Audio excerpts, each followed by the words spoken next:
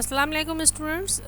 Ozone layer पर आप लोगों की कई डिमांड थी कि चाहिए नोट्स, तो रिलेटेड क्वेश्चन जो आपके एग्ज़ाम पेपर में आ सकते हैं। What is ozone layer, how और why is ozone layer being depleted, harmful effects of ozone depletion, how does ozone layer formed, and what is ozone layer, why is ozone layer necessary। तो ये compilation है, यानी इकट्ठा कर दिया तमाम answers को एक ही जगह पर। आप इनको आराम से पढ़कर तैयारी कर सकते हैं, एक ही जगह पे सब जमा है। डेफिनेशन में आपको बता दिया गया कि ओजोन लेयर ज़मीन की ऊपर की स्ट्रेटोस्फेयर में एक लेयर है जहाँ पर ओजोन लेयर की कंसंट्रेशन बहुत है, और ये इसका काम क्या है कि ये ज़मीन को हार्मफुल इफ़ेक्ट से, अल्ट्रावायलेट रेज़ेस के हार्मफुल इफ़ेक्ट से, ख़तरनाक नुकसानदेह असरात से बचाती है। उर्दू में जो बोल रही हूँ वो उर्दू मीडियम वालों के लिए आसानी रहेगी, ठीक है। सूरज की तापकार शुआओं से बचाने के लिए ज़मीन को प्रोटेक्ट करती है, ज़मीन को बचाती है। ज़मीन की बुलंदी पर स्ट्रेटोस्फेयर लेयर, जो टर्म्स हैं वो आपको उर्दू इंग्लिश में ही लिखनी पड़ेंगी। स्ट्रेटोस्फेयर लेयर जो है वो ज़मीन की, वो आप ओजोन की बनी हुई है, और वहाँ पर ये चीज़ें मौजूद हैं, ठीक है। ये प्रोटेक्शन मौजूद है। Mainly found in lower portion of earth atmosphere, potential of absorb, इसकी जो सलाहियत है वो 97 से 99% तक ख़तरनाक अल्ट्रावायलेट रेडिएशन को जो सूरज से ज़मीन की तरफ आ रही है और ज़मीन को नुकसान पहुंचा सकती है, उससे बचाती है। वरना हज़ारों लोगों को जो है, अगर ये ओजोन लेयर नहीं होती तो जल्द की बीमारियां और कमज़ोर मुदाफ़ियाती निज़ाम जो है वो पैदा हो जाता, ठीक है। 1913 में फ्रेंच फिजिकिस्ट चार्ल्स फेब्रे और हेनरी बेसन ने जो है वो इसको ओजोन लेयर को डिस्कवर किया था। थोड़ा सा हिस्ट्री भी अगर आपको मालूम हो, measurement of sun showed that radiation sent out from its surface reaching the ground is usually constant with spectrum. अगर आप उनकी देखें तो 5,500 से 6,000 तक जो है ना डिग्री सेल्सियस वाली कैलोरीज वाली टेम्परेचर की, kilo calories kelvin degree kelvin, यानी इतना सेंटीग्रेड पर जो है वो टेम्परेचर अंदर आ रहा है ज़मीन पर, और उसको जो है वो ओजोन लेयर ही बचाती है इस हरारत, इस गर्मी से, ठीक है। उसका ज़्यादातर जो गर्माइश है, जो दर्जा हरारत है, उसको ओजोन लेयर एब्जॉर्ब कर लेती है, और कुछ मिसिंग होता है जो कि कुछ नामालूम फ़िज़ा में नामालूम अजसाम हैं जो उसको एब्जॉर्ब कर लेते हैं। इसमें जो अभी ज़रूरी नहीं है कि जो कुछ टेक्स्ट में है वही आपको याद करना है, अपने मतलब अपनी आसानी के हिसाब से इनको तैयार कर लीजिएगा, इनको याद कर लीजिएगा, ठीक है।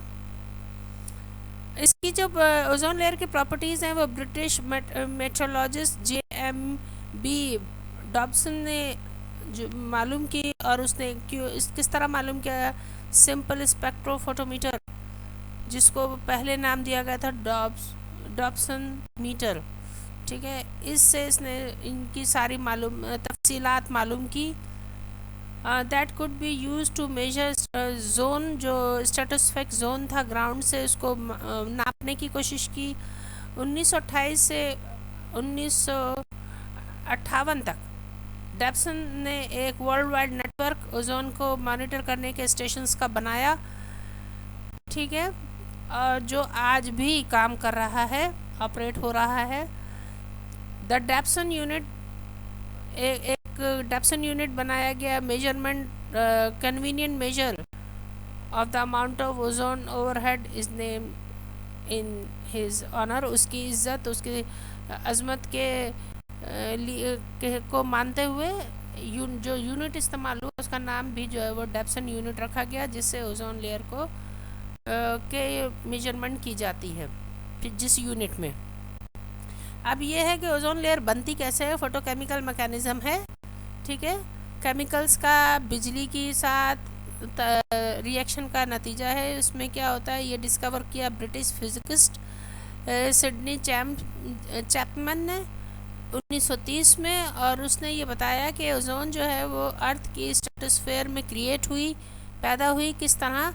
अल्ट्रावायलेट जो रेजेस थी, स्ट्राइक और जो लाइट थी, स्पार्क था, वो आम ऑक्सीजन से टकराया, स्ट्राइक हुआ आम ऑक्सीजन के मॉलिक्यूल से, यानी O2 से, ठीक है, कंटेनिंग 2 ऑक्सीजन एटम, जिसमें 2 ऑक्सीजन एटम होते हैं, O2 एक मॉलिक्यूल से उसको टकराया गया और उनको 2 में तोड़ दिया, ठीक है, splitting them into 2 individual oxygen atoms, ठीक है। एटॉमिक ऑक्सीजन O जो है वो फ्री हो गई, 2 एक मॉलिक्यूल से 2 जो हैं वो अलग हो गई। ये एटॉमिक ऑक्सीजन जो है ना दोबारा दूसरे जो O2 मॉलिक्यूल था उससे अटैच हो गई, ठीक है, कंबाइन हो गई उसी टेम्परेचर और उसी लाइट, अल्ट्रावायलेट लाइट की वजह से, और इस तरह O3 वजूद में आ गई, ओजोन गैस वजूद में आ गई, जिसका फार्मूला O3 है। तो ये ओजोन मॉलिक्यूल जो है वो अनस्टेबल है, इवन ये कि अगर ये स्ट्रेटोस्फेयर में मौजूद है तब भी अनस्टेबल है, ठीक है, और काफ़ी अरसे तक रहता भी है। And when ultraviolet red hits ozone it splits into molecules of O2, और जब अल्ट्रावायलेट लाइट दोबारा उस ओजोन से टकराती है तो फिर ये O2 और एक अकेले एटम ऑक्सीजन में इन अलग हो जाता है, और इस तरह फिर ओजोन साइकिल चलता रहता है, continuing process called the ozone oxygen cycle. ये इस तरह साइकिल चलता रहता है, ठीक है।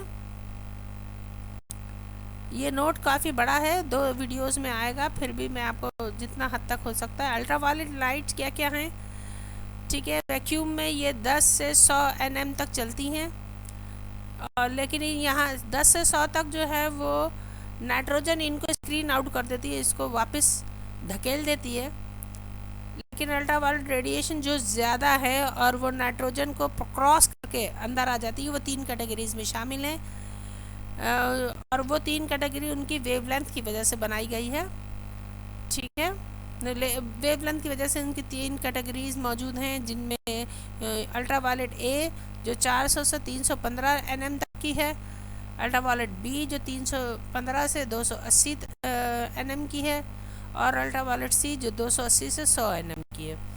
अल्ट्रावायलेट C जो है वो सबसे हार्मफुल है तमाम जानदारों के लिए, और कम्बिनेशन किसी भी डाई ऑक्सीजन से, यानी 2 ऑक्सीजन के मॉलिक्यूल से और ओजोन से, ये किसी वक्त भी कंबाइन हो सकती है, ठीक है, और 35 किलोमीटर की ऊंचाई तक ये मौजूद है, 115,000 फीट, ठीक है, या 35 किलोमीटर ज़मीन की सतह से बुलंदी पर ये मौजूद है तक यहाँ पर मौजूद होती है, ठीक है।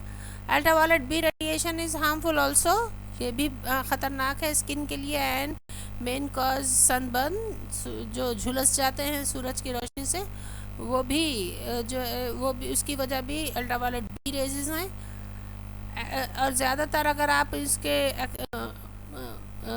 उसमें खराज में मौजूद रहें तो ये मोतियाँ पैदा कर सकते हैं, इम्यून सिस्टम को सप्रेस यानी कम कर सकते हैं, उसको दबा सकते हैं, जेनेटिक या जीनियाती नुकसान पहुंचा सकते हैं, ठीक है, और स्किन कैंसर जैसी बीमारियां भी पैदा हो सकती हैं।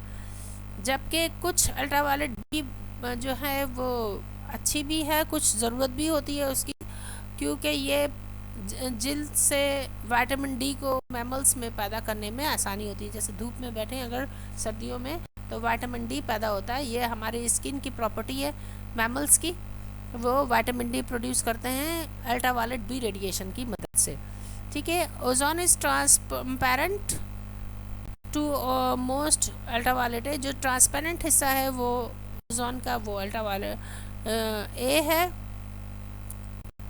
जो DNA के लिए नुकसानदेह नहीं है, लेकिन उसके बावजूद ये स्किन को और चंद उनको नुकसान पहुंचाता है। नेक्स्ट वीडियो हम होल और डिप्लीशन पढ़ेंगे।